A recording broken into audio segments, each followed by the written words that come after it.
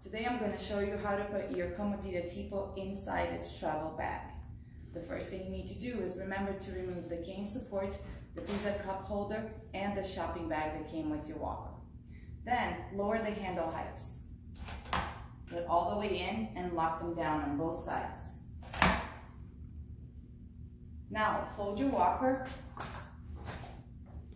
and use the plastic device to keep it together.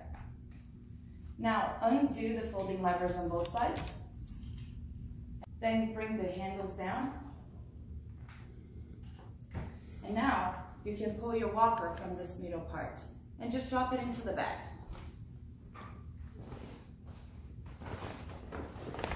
Once it's all the way in, lower the backrest so it fits nicely.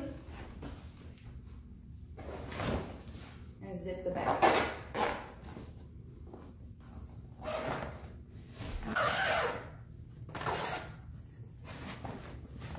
Okay, now your Comodita Tipo is ready to go.